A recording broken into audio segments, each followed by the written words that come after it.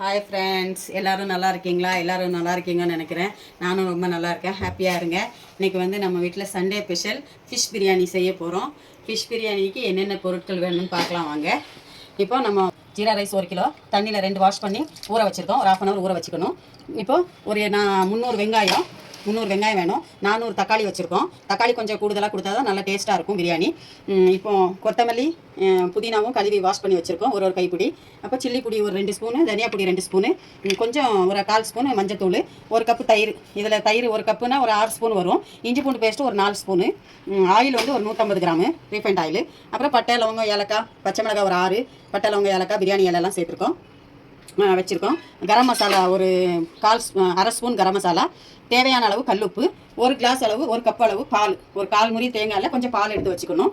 நல்ல டேஸ்ட் கொடுக்கும். இந்த பால் ஊற்றுறது வந்து பிரியாணி நல்லா டேஸ்ட் கொடுக்கும். இவ்வளோ தான் தேவையான பொருட்கள். இப்போ செய்முறை எப்படின்னு பார்க்கலாம் வாங்க. இப்போ பேன் அடுப்பில் வச்சுக்கிட்டோம், ஸ்டவ் ஆன் பண்ணிக்கிட்டோம். இப்போ சட்டி காஞ்சதும் நம்ம எண்ணெய் ஊற்றிக்கலாம். 150 எண்ணெய் ஊற்றிக்கிறேன். கொஞ்சம் இப்போ பச்சை மிளகாய், பட்டை, லவங்கம், பெரிய ஏலக்காய், கிராம்பு, பிரியாணி இலை போட்டுக்கலாம். இது காயட்டும். இது ஒரு 2 நிமிஷம் விட்டு நம்ம வெங்காயம் சேர்த்துக்கலாம். 300 கிராம் வெங்காயம் வந்து அந்த வெங்காயம் கிளறணும். கிளறிட்டு இஞ்சி பூண்டு சேர்த்துக்கலாம். இப்போ நம்ம தேவையான அளவு கல்லுப்பு வச்சுருக்கோம், கல்லுப்பு சேர்த்துக்கலாம். வெங்காயம் சீக்கிரம் வதங்கும். இந்த அளவு வதங்கிடுச்சு. இப்போ நம்ம இதில் வந்து தக்காளி சேர்த்துக்கலாம். 400 கிராம் தக்காளி சேர்த்துக்கலாம். இதில் தனியா பொடி 3 ஸ்பூனும், மிளகாத்தூள் 2 ஸ்பூனும் வச்சுருக்கோம். காரத்துக்கு ஏற்ற மாதிரி உங்களுக்கு எவ்வளோ தேவையோ அவ்வளோ சேர்த்துக்கு. நான் 2 ஸ்பூன் சேர்த்துருக்கேன் மிளகாத்தூள். தனியாத்தூள் 2 ஸ்பூன். இப்போ மஞ்சத்தூள் ஒரு 1/4 ஸ்பூன். இப்போ நம்ம வீட்டில் அரைச்ச மசாலா, கரம் மசாலா ஒரு 1/2 ஸ்பூன். இப்போ நம்ம கொத்தமல்லி, புதினா வெட்டி வச்சுருக்கோம் அலசி. இது கொஞ்சம் வச்சுக்கலாம். கொஞ்சம் கார்னிஷுக்கு மிச்சம் வச்சுக்கலாம். இப்போ ஒரு சின்ன கப் அளவு தயிர்.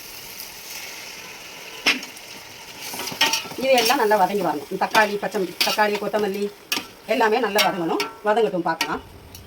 லிட்டு போட்டுருங்க. லிட்டு போட்டால் தான் நல்லா வேகும்.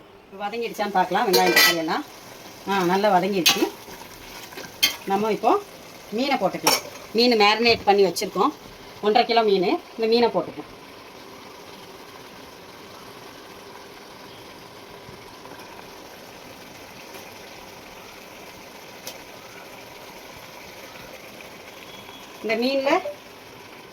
இந்த மீனில் வந்து நம்ம என்னென்ன மேரினேட் போட்டிருக்கோன்னா, சில்லி பவுட்ரு 1.5 கிலோ மீனுக்கு சில்லி பவுட்ரு ஒரு 6 ஸ்பூனு, நம்ம மஞ்சத்தூள் ஒரு 1/2 ஸ்பூனு, உப்பு தேவையான அளவு உப்பு போட்டிருக்கோம்.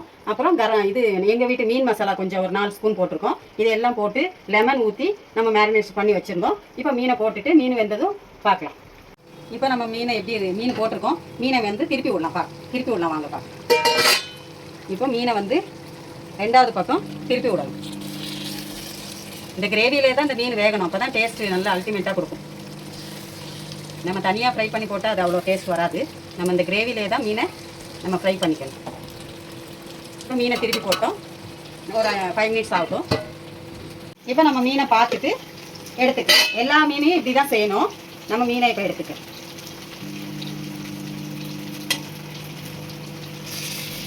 அடுத்தடுத்த மீனையும் இப்படியே போட்டு எடுத்துக்கோங்க. உங்களுக்கு பாத்திரம் எவ்வளோ சின்னதாக இருக்கோ மாற்றி போட்டுக்கிடுங்க. இதில் தான் டேஸ்ட்டு நல்லா கொடுக்கும். நம்ம தனியாக ஃப்ரை பண்ணால் அவ்வளோ டேஸ்ட் கொடுக்காது மீன் பிரியாணி. நான் செய்கிற மாதிரி செய்யுங்க. இப்படி நீ ஊற்றிக்கலாம். நான் எல்லா மீனையும் போட்டு எடுத்துட்டேன். இப்போ அளவு தண்ணி கொடுத்துக்கலாம். நம்ம அரிசி இருந்த அளவு இது ஒரு அளவு ஊற்றிக்கிட்டோம். இப்போ நம்ம இந்த தேங்காய் பால் வச்சுருந்தோம் இல்லையா, அந்த தேங்காய் பாலையும் சேர்த்து நம்ம அளவு எடுத்துக்கணும்.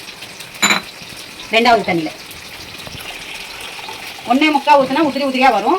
2 தண்ணி ஊற்றினா உங்களுக்கு நல்லா கொஞ்சம் குறைவாக வரும். உங்களுக்கு எப்படி வசதியோ அப்படி ஊற்றிக்கலாம். தண்ணி கொதிக்குதான்னு பார்க்கலாம். தண்ணி நல்லா கொதிக்குது. நம்ம இப்போ வந்து ரைஸை போட்டுக்கலாம். ரைஸில் தண்ணி இருக்கக்கூடாது. ரைஸ் போட்டுக்கலாம். சுத்தமாக வடிஞ்சிடணும் தண்ணி. அதுலேயும் தண்ணி இருந்துச்சுன்னா சாப்பாடு குறையாக வந்துடும். தண்ணி சுத்தமாக வச்சுக்கலாம். இப்போ ரைஸை போட்டு ஒரு கிளறிக்கலாம். இந்த ஸ்டேஜில் நீங்கள் உப்பு செக் பண்ணிக்கலாம். உப்பு வேணும்னா உப்பு போட்டுக்கலாம். ஏன்னா கரெக்டாக இருக்குது. நீங்கள் பார்த்துக்கோங்க ஸ்டேஜில். இப்போ நம்ம சாதம் வேகட்டும் பார்க்கலாம். இப்போ பிரியாணியில் தண்ணி வத்திருச்சான்னு பார்க்கலாம். தம்மில் போடுறதுக்கு. ஆமாம், ஆல்மோஸ்ட் தண்ணி வத்திருச்சு. இப்போ நம்ம ஒரு கிளறிக்கணும். எல்லா பக்கமும் கிளறி விட்டுக்கணும். எல்லா பக்கமும் அந்த மசாலா சேர்கிற மாதிரி ஒரு 4 ஸ்பூன் 3 ஸ்பூன் நெய் ஊற்றிக்கலாம்.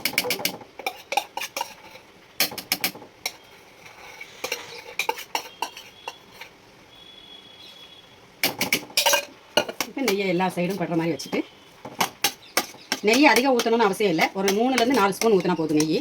அது மீனுடைய டேஸ்ட்டு நல்லாயிருக்கும் நம்மளுக்கு. இப்போ நம்ம அந்த மீன் அந்த குழம்புலேயே ஃப்ரை பண்ணி எடுத்தோம் இல்லையா பிரியாணியில், அந்த மீனை போட்டு தனியாலாம் ஃப்ரை பண்ணக்கூடாது. நம்ம அந்த குழம்புலேயே ஃப்ரை பண்ண மீனை தான் நம்ம சேர்த்துக்கணும். அப்போ தான் நல்ல டேஸ்ட்டாக இருக்கும் மீன் பிரியாணி. தனியாக ஃப்ரை பண்ணி போட்டால் அது ஃப்ரை பண்ண மீன் மாதிரி இருக்குமே தவிர உங்களுக்கு மீன் பிரியாணி மாதிரி இருக்காது. நீங்கள் லேயர் கூட கீழே வச்சுக்கலாம். ஏன்னா எடுக்கும் போது கவனமாக எடுக்கணும், பிஞ்சு போயிடலாம்.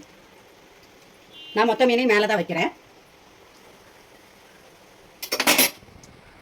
இப்போ இதில் இருக்கிற மசாலா எண்ணெய் எல்லாம் நம்ம மேலே ஊற்றிக்கணும்.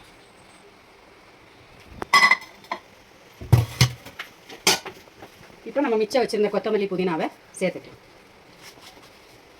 மேலே கார்னிஷ் பண்ணிக்கலாம். இப்போ லிட்டை மூடிக்கலாம். தம்மில் போட போகிறோம். லிட்டு மூடிக்கலாம். தோசைக்கல் போட்டுக்கோங்க. அது மேலே தம்முக்கு போட்டுருங்க. இவ்வளோதான். மீன் பிரியாணி ரெடி ஆகிடுச்சான்னு பார்க்கலாம். தம்முலேருந்து எடுத்துடலாம். தம்முலேருந்து நம்ம ஸ்டவ் ஆஃப் பண்ணிக்கலாம். இப்போ மீன் பிரியாணி ரெடி ஆகிடுச்சு. இப்போ நம்ம சர்விங் பிளேட்டுக்கு எப்படி மாற்றலான்னு பார்க்கலாம். பிரியாணி ரெடி ஆகிடுச்சு. நம்ம சர்விங் பவுலில் இது வச்சுக்கிட்டோம். இப்போ வந்து பிரியாணி உங்களுக்கு பிடிச்சிச்சின்னா லைக் பண்ணுங்கள், ஷேர் பண்ணுங்கள், கமெண்ட் பண்ணுங்கள், சப்ஸ்கிரைப் பண்ணுங்கள். எங்கள் பெப்பர் சமையல் சேனலுக்கு சப்போர்ட் பண்ணுங்கள். நீங்களும் செஞ்சு பாருங்கள் எப்படி இருக்குன்னு. இன்ஷா அல்லாஹ் அடுத்த வீடியோவில் பார்ப்போம். உங்களுக்காக நான் துவா செய்கிறேன், எங்களுக்காக நீங்கள் துவா செய்யுங்க. அஸ்ஸலாமு அலைக்கும். இப்போ நம்ம மீன் பிரியாணி ரெடி.